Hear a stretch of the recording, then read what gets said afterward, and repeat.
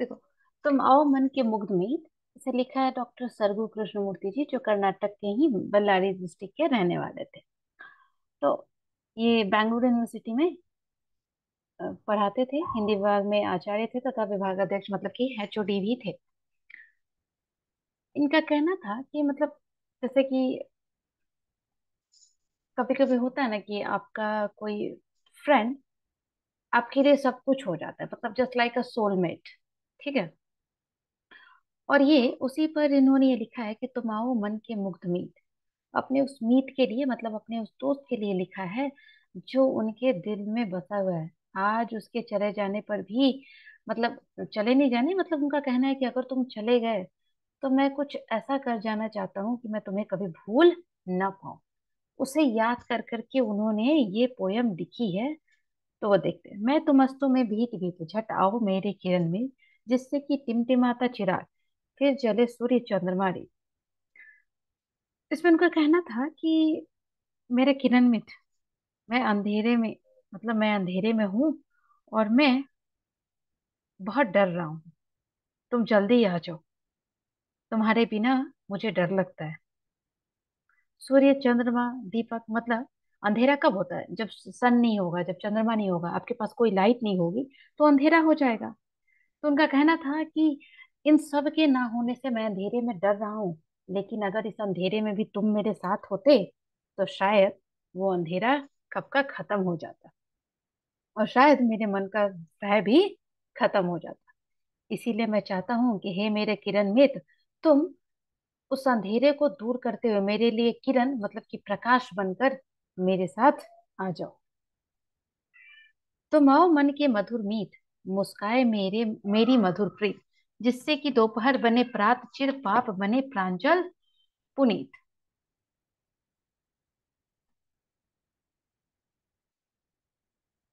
कहना है कवि का कि मेरे मन के भीतर, ठीक है, जो तुम्हारे लिए वो प्यार है, उसे याद करके ही मैं मुस्कुराने लगता। मतलब मैं कहीं भी हूँ, किसी भी सिचुएशन में हूँ, लेकिन मैं जैसे ही तुम्हें याद करता हूँ ना, मेरा मन मुस्कुराने लगता है। जैसे लगता है, जैसे मैं कहते हैं ना हम कि जब दोपहर होती है, जब काफी सनी डे हो जाता है, जैसे कि जब समर होता है, तो दोपहर हमें बिल्कुल भी अच्छी नहीं लगती। लेकिन जैसे ही ठंडी हवा चलती है, वो दोपहर भी हमारे लिए बहुत अच्छी हो जाती है। तो उसी तरह ये बोलते हैं कि मुझे ऐसा लगता है ना कि मैं तुम्हें जैसे ही याद करता हूँ, मेरा मन हमेशा अच्छा हो जाता है, पूरा खुश हो जाता है। फिर मुझे ऐसा लगता है कि मेरे सारे पाप, मतलब मुझसे जाने और अनजाने में जितनी भी गलतियां हुई, तो बोलते हैं ना कि गलती अगर इंसान करता है तो वो पाप का भागीदार बन जाता है। तो मुझे लगता है कि तुम जब मेरे पास आ जाओगे ना, तो सारा पाप खत्म हो जाएगा, और वो सब कुछ, सारे दुख की घड़ी खत्म हो जाएगी। और इसीलिए मैं चाहता हूँ कि तुम मेरे पास जितनी जल्दी हो उतनी जल्दी आ जाओ। मैं तुमसे दूर रहना ही नहीं चाहता हूँ, क्योंकि मैं जब तुमसे दूर होता हूँ तो मैं पाप के बीच घिर जाता हूँ। मतलब मेरे अंदर निगेटिविटी आ जाती है। जिस तरह अंधेरे की बात कर रहे थे, तो अंधेरा क्या है? अंधेरा एक निगेटिविटी है। तो उसी को यहाँ पर रिलेट किया जा रहा है। जन्मों के जीवन मृत्यु मीत, मेरी हारों की मधुर जीत, झुक रहा तुम्हारे स्वागत में मन का मन, शिर का शिर विनीत। बोलते हैं कि देखो मीत, तुम जीवन और मृत्यु की तरह हमेशा मेरे साथ रहे। मेरी हार के समय भी तुम जीत बनकर मेरे लिए हमेशा, मतलब मुझे आगे बढ़ाते रहो कि यह हार नहीं, ये जीत है। मुझे हमेशा मोटिवेट करते रहो, मुझे हमेशा पॉजिटिव चीजें दिखाते रहो। इसीलिए तुम्हारे वेलकम में मैं चाहता हूँ कि सब कुछ अच्छा रहे, और तुम्हारे स्वागत में मेरे मन में रहने वाला, मतलब जैसा होता है ना कि मैं हमेशा चाहता हूँ कि तुम आओ और मैं हमेशा तुम्हारे वेलकम के लिए खड़ा मिलूं। और चाहे वो जब भी समय हो, जैसा भी समय हो, तुम जब भी मुझे कॉल करोगे और या फिर मुझे बुलाओगे, तुम मुझे हमेशा वैसे ही खड़ा पाओगे। और मेरे अंदर अगर अहंकार भी अगर आ गया है ना, तो उस अहंकार को छोड़ करके मैं तुम्हारे लिए खड़ा रहूंगा और हमेशा रेडी रहूंगा तुम्हारे स्वागत के लिए। तुम आओ मम कल्याण राग झनझना उठे मेरा अतीत, किलकिला उठे कंटक परित अंगार हृदय मंदार गीत। कहना है कि देखो, जिस तरह जब एक सिंगर, एक गायक राग छेड़ता है, मतलब रिदम जब स्टार्ट करता है, तो ऐसा लगता है कि वो अपने पिछले समय को भी याद कर रहा है। और मैं ठीक उसी तरह तुम्हें याद करता हूँ, और मुझे लगता है कि वो याद करते करते, जब तक मैं तुम्हें याद कर रहा हूँ उतनी देर में तुम मेरे सामने आकर खड़े हो जाओ। तुम मेरे सामने जैसे ही आओगे, मुझे लगता है कि मेरे जो, जैसे हम कैक्टस देखे हो ना, तो कैक्टस के ऊपर जैसे कैसे होंग होते हैं, तो ये बोलते हैं कि तुम्हारे बिना मुझे लगता है ना कि सभी मतलब जंगलों में सभी जितने भी पेड़ पौधे हैं जो भी हैं, सब जगह मुझे वो कैक्टस के कांटे ही दिखाई देते हैं। लेकिन जैसे ही तुम आ जाओगे वैसे ही वो कांटा सब खत्म हो जाएगा, और वो सब एशेज में बदल जाएंगे, जिनकी कोई जिनका कोई वैल्यू ही नहीं है। और जब वो आग की लपटें उठती हैं, तो उससे जो गर्मी, कहने का मतलब अंगार का मतलब जो जलन, जो बर्निंग जो सेंसेशन होती है, उसे मुझे ऐसा लगता है कि वो मेरे शरीर के अंदर उठी हुई है, और मेरा शरीर काफी जल रहा है। लेकिन तुम अगर उसी समय आ जाओ तो वो सारी जलन वहीं खत्म हो जाती है। कितने दिन, कितनी संध्याएं, कितने युग यूं ही बीत गए, मैं जो पथ वर्षा कामी तरु सा हूं कब से शीत भीत। ये बोलते हैं कि देखो, कितने दिन हो गए, कितनी इवनिंग हो गई, कितनी संध्याएं, कितने शाम हो गए, कितने साल बीत गए, मैंने कभी इसकी कोई गिनती नहीं की।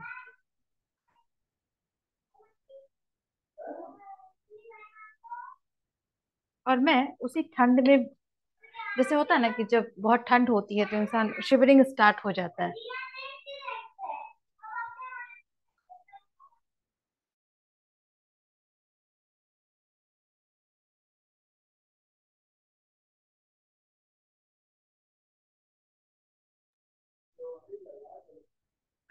और बोलते हैं कि जब बहुत ज्यादा ठंडी होती है तो उस वक्त शिवरिंग स्टार्ट हो जाती है। लेकिन फिर भी मैं उसी पेड़ के नीचे, जब ठंड होती है तो लोग शाम जैसे ही होती है ना, लोग घर के अंदर भागते चले आते हैं।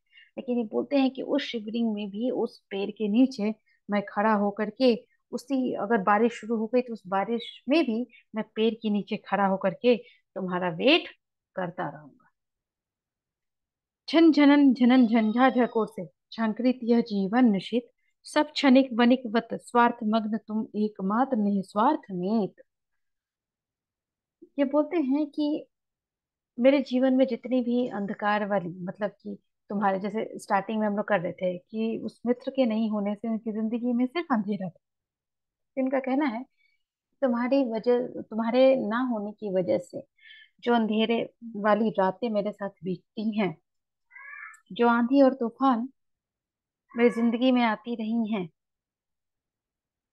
वो सभी कहीं ना कहीं, मैं मतलब इन सब के पीछे मेरा स्वार्थ है। मैं बहुत सेल्फिश हूँ, क्योंकि मैं सब कुछ झेल जाऊंगा, लेकिन सिर्फ इसी इंतजार में कि तुम आ जाओगे।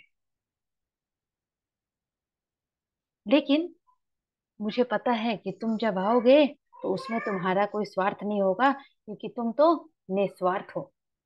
मतलब कहने का मतलब यहाँ पर राइटर अपने बारे में कह रहे हैं कि कभी भी कोई भी इंसान किसी को चाहता है तो बिना स्वार्थ के नहीं, लेकिन अपने उस मित्र के लिए, अपने उस सोलमेट के लिए वो उसे इतना महान बना रहा है कि उसके अंदर तो कोई स्वार्थ भी नहीं है। मैं सिर्फ अपने स्वार्थ की पूर्ति के लिए तुम्हें बुला रहा हूँ। दुख दैन अश्रु दारिद्र्य धार धार कर गए मुझे ही मनोनी, तूफान और इस आंधी में सुनवाने रज का जीव गीत। जैसे उन्हें कहना था कि देखो, जैसे जिंदगी में दुख आता है, सुख आता है, इंसान रोता है, धोता है, कभी पैसों की कमी होती है, कभी उसके पास सब कुछ होता है। लेकिन मेरे जीवन में भी ये सब कुछ मैं झेल गया। सिर्फ मैं आंधियों और तूफानों में, मतलब जब लाइक जब कभी साइक्लोन आता है, इवन जब अर्थक्वेक आता है, तो ये बोलते हैं कि लोग सोचता है कि आज दुनिया खत्म हो गई और शायद कुछ भी हो सकता है नेक्स्ट मोमेंट। लेकिन मैं उस वक्त भी तुम्हारे इंतजार के लिए, तुम्हारे स्वागत के लिए गीत ही गाता फिर रहूंगा, क्योंकि मुझे इंतजार है कि किसी भी आंधी और तूफान से पहले तुम एक बार जरूर आ जाओ। तेरता रहा तुमको कब से मैं, कृत कृत और प्रीत प्रीत, तेज गगन धरा पर धरी चरण हे अभी, ए सुभी। कहते हैं कि देखो, जैसे मैं अपनी मैं अपने बारे में सोच सोच के मैं तुम्हें बुला रहा हूँ, तुम्हें तुम्हारे प्यार को लेकर दुहाई दे रहा हूँ कि मतलब कि तुम्हारे लिए मैं आकाश की तरह, मतलब इतना बड़ा बन चुका हूँ जिसका कोई अंत नहीं है। ना ही मैं चाहता हूँ कि तुम्हारा कभी अंत हो। इसीलिए मैं कभी उस चीज को एक्सेप्ट करना ही नहीं चाहता हूँ कि तुम हो या ना हो। तो ए मेरे मीत, तुम अभीत हो, तुम्हें कभी किसी का डर नहीं है। इसीलिए मैं तुम्हें, मेरे अंदर जितनी भी ताकत है, मैं उससे तुमको बुला रहा हूँ। तुम आ जाओ। बस मेरी एक ही रिक्वेस्ट है तुमसे कि तुम आ जाओ। तुम नहीं सोच सकते कंपित गुप्रीत है कितनी करुण प्रीत, हे निराकार साकार सगुण निर्गुण स्वरूप, हे गुण परी। बोलते हैं कि देखो, तुम मेरे बारे में नहीं सोच सकते कि मैं कितना सोच रहा हूँ, मैं कितना इमोशनल हूँ तुम्हें लेकर के, मैं तुमसे कितना ज्यादा कनेक्टेड हूँ मेरे मित्र। तुम निराकार हो जिसका कोई आकार नहीं है, तुम साकार भी हो, शायद आकार हो भी सकता है, तुम सगुण भी हो, तुम्हारे बहुत अच्छे अच्छे गुण हैं, तुम निर्गुण भी हो सकते हो जिसका कोई आकार नहीं है ना कोई गुण है। लेकिन तुम इन सब सगुण निर्गुण निराकार साकार इन सब गुणों से मिलते हुए तुम त्रिगुणातीत हो। मतलब इन सारे गुणों के अगर इंटू थ्री अगर कर दिया जाए तो भी तुम उससे ज्यादा हो। तो ये सब मैं तुम्हें बता रहा हूँ कि तुम मेरे लिए कितने इंपॉर्टेंट हो। तुम देवलोक आनंद गीत आशा अखंड शोभा परी, मैं स्नेह विकल झंकृत प्रगीत, तुम आओ मन के मुक्त मीत। बोलते हैं कि देखो, जिस तरह देवलोक से मतलब कि अगर हेवन की बात की जाए तो वहां से हर चीज अमृत की तरह ही आती है, हर लोग उसे चाहता है। तो तुम भी आभा एवं शोभा से घिरे हुए मेरे लिए स्वर्गीय गीत हो। मतलब जो कभी खत्म नहीं होने वाला, जो स्वर्ग में जाकर के बस गया है। लेकिन तुम मेरे मन के मुग्ध मीत हो। तुम आकर मेरे इस मन को अपने उस प्यार से भर दो जिसे मैं चाहता हूँ देखना। एक बार एटलीस्ट जरूर आ जाओ मेरे पास। डन।